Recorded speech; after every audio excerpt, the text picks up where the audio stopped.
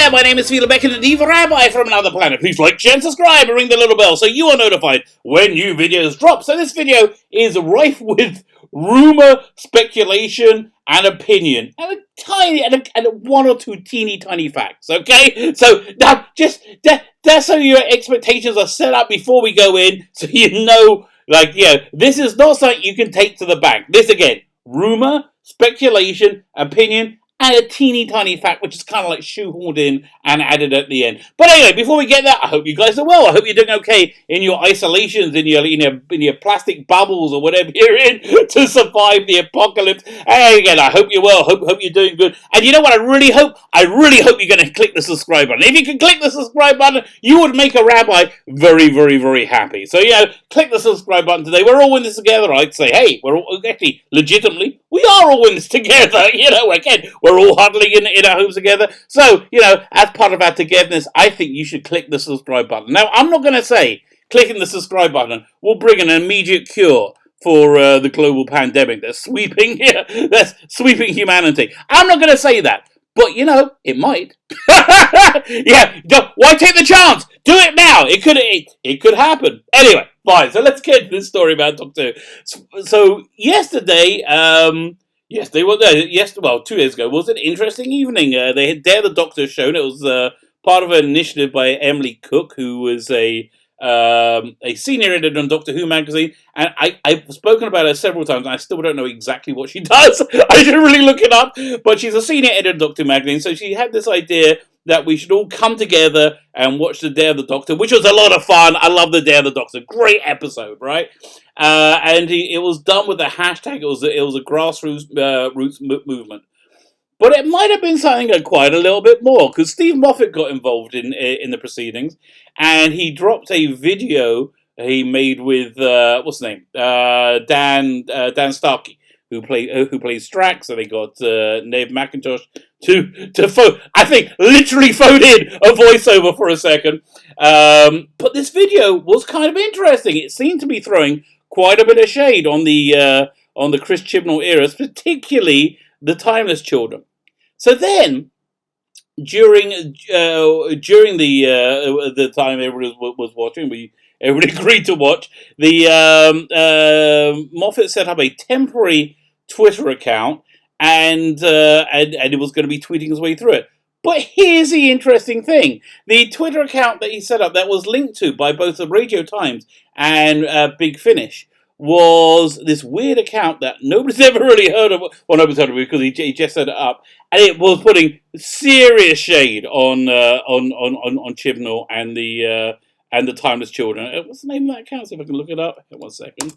Going over here, it was Stephen M 1683878 No idea what those numbers mean, but I'm intrigued. Anyway, it's still up. So if you go to the Big Finish feed or the Radio Times article, you can click on it. It gives you a link straight there. But it was spelled, the name of it was spelt wrong. It was Stephen with PH and Moffat was spelt with IT. So it was very weird. It seemed like a clone fake again. Seemed like it. And at the same time, there was another temporary account he set up, which he had a much more normative, commentary throughout the episode.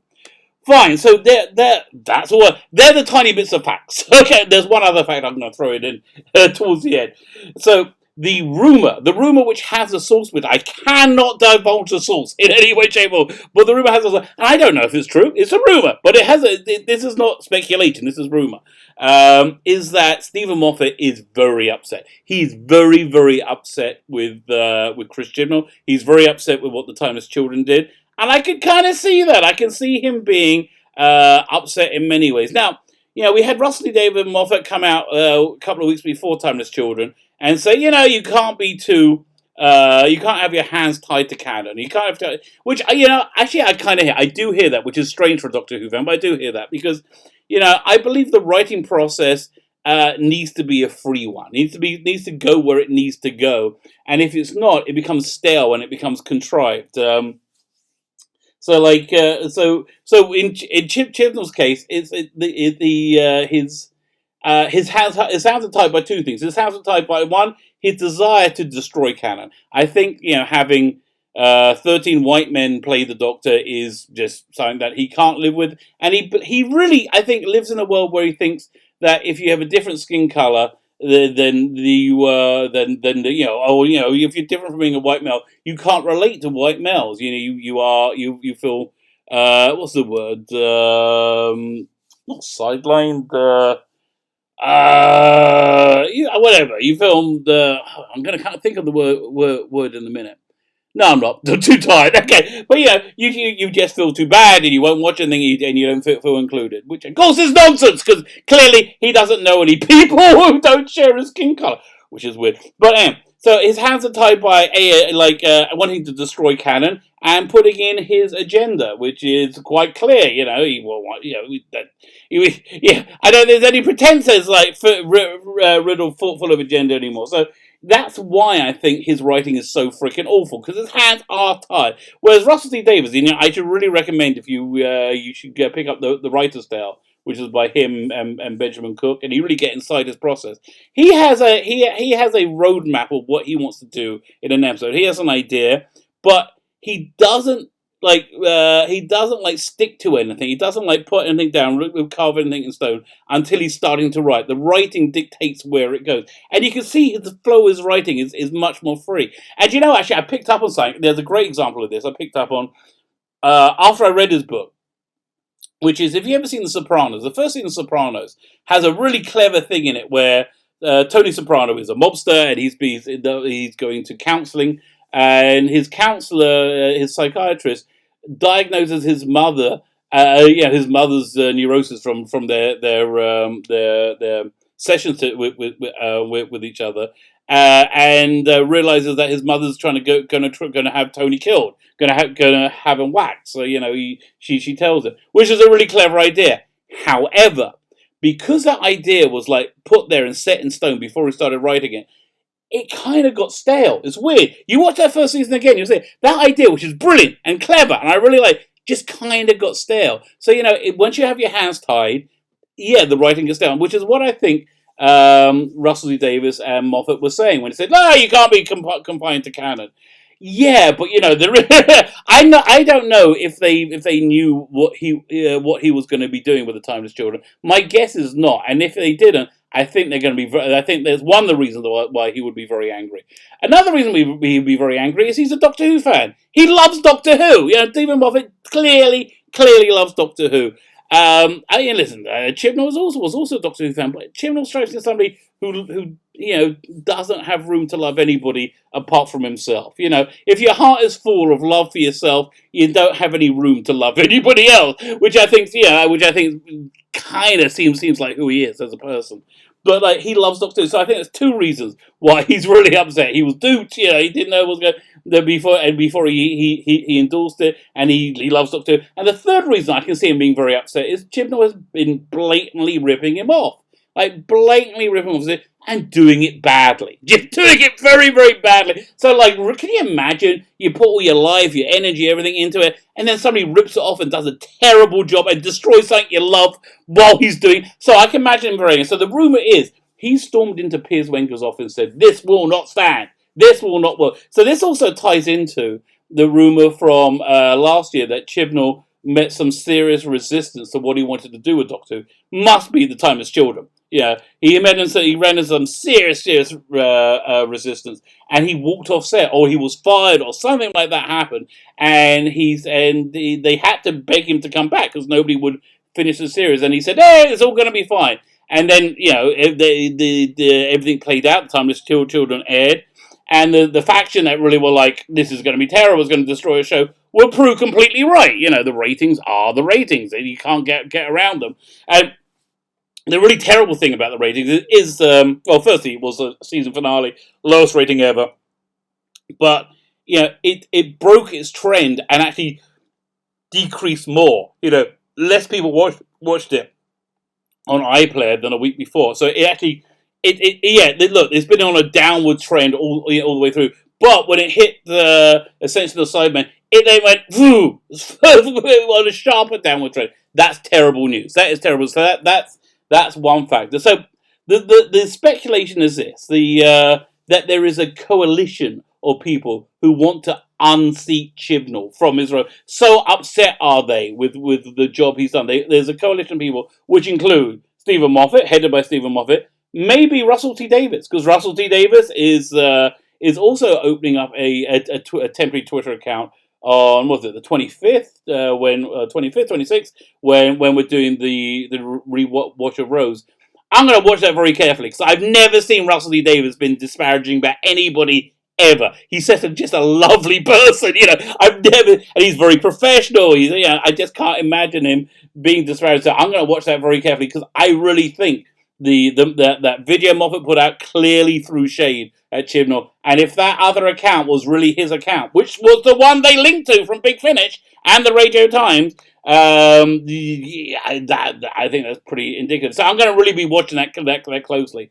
Nick Briggs is also in this coalition. Why? Because all these people love Doctor Who. They love it to their bones, and I think they are very upset what happened. And also, I would imagine that Big Finish has taken a hit, because the result of Chibnall's stewardship of Doctor Who is for a lot of fans got very angry, but a lot more just fell out of Doctor Who. There's apathy. There's was it Rise of Skywalker came out? Was it last week before? Sometime on streaming. Who cares? Who cares? I had zero emotional attack. I just didn't care. Why? Because of pure apathy. That's what happens, and I think that's what Chibnall has done and is doing to Doctor Who. He's just pure apathy. So, but the theory is that the dumb argument that Piers Wenger will be rolling out. It's look, Doctor Who has had its day. It's a 50, and he said something kind of similar to this. I think